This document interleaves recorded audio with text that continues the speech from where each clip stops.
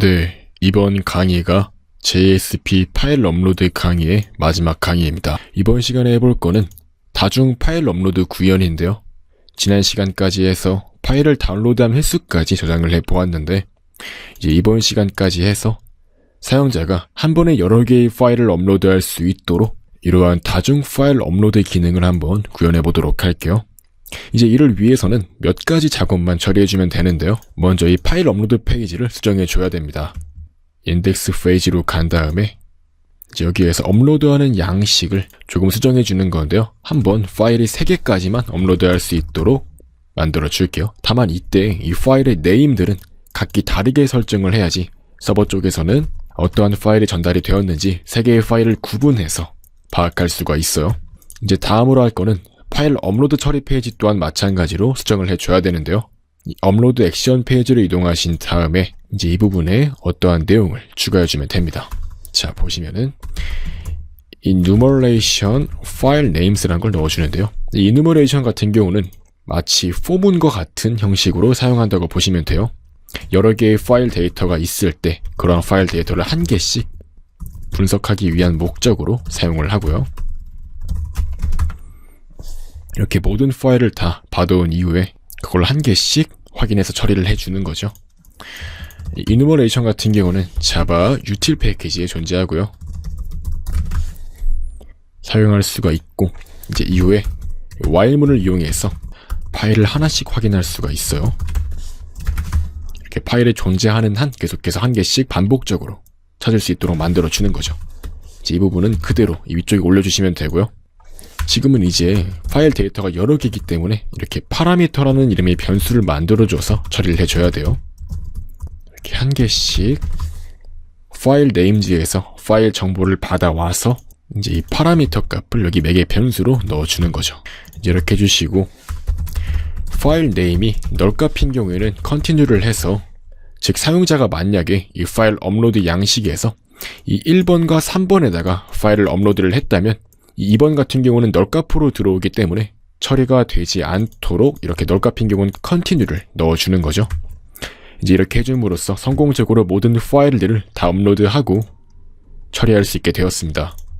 이제 한번 새로 고침을 해서 테스트 해보도록 할게요. 자, 다시 이렇게 index.jsp 페이지로 이동하신 다음에 실행 버튼을 눌러서 테스트를 진행해 보도록 할게요. 그럼 이렇게 파일 업로드 양식이 총 3가지가 나오는 것을 확인할 수가 있어요. 자, 첫 번째 파일은 JSPX 파일을 업로드를 했고 이 두 번째 파일은 정상적인 한글 파일을 업로드했고 이 세 번째 파일은 기존에 존재하던 하나의 파일을 업로드 해볼게요. 이렇게 업로드를 수행하게 되면은 지금 보시면 이런 식으로 제가 기존에 업로드했던 파일 같은 경우는 이렇게 파일명이 다른 것과 기존에 업로드가 되어 있는 것들과 겹치지 않게 2가 붙어서 자동으로 업로드가 된 것을 확인할 수 있었고요. 이렇게 업로드 폴더를 확인해 보시면 총 3개의 파일 업로드가 되어 있는 걸 확인할 수 있었어요.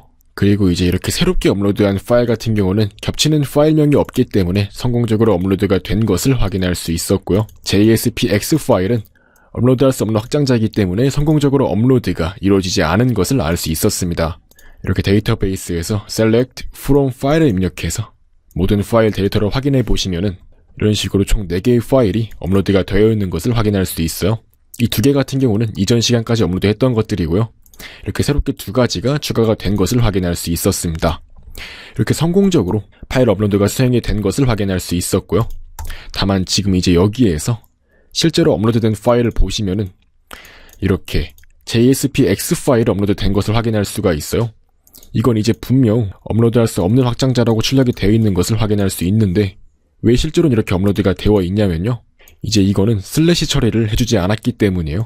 지금 보시면은 만약에 업로드할 수 없는 경우에는 이 디렉토리 플러스 파일 리얼네임의 경로를 가지는 파일을 그대로 삭제할 수 있도록 만들었는데 지금 보시면 여기에 마지막에 슬래시가 안 들어가 있어서 성공적으로 삭제가 안 된 것 같아요. 그래서 이제 이렇게 슬래시를 넣어주시면은 정상적으로 삭제가 될 겁니다. 따라서 이제 이거는 임의적으로 삭제를 해줄게요. 다시 한번 JSPX 파일 업로드를 해보도록 할게요. 그럼 이제 이번에는 성공적으로 업로드할 수 없는 확장자라고 출력이 되고 업로드가 이루어지지 않은 것을 확인할 수 있었습니다. 보시면 다운로드 액션 페이지 같은 경우는 이렇게 파일을 찾을 때 중간에 하나의 슬래시를 넣어줬기 때문에 오류가 발생하지 않는 거고요. 이 업로드 액션 같은 경우는 이렇게 슬래시를 넣어줘서 성공적으로 해당 파일을 발견해서 지울 수 있도록 만들어준 겁니다.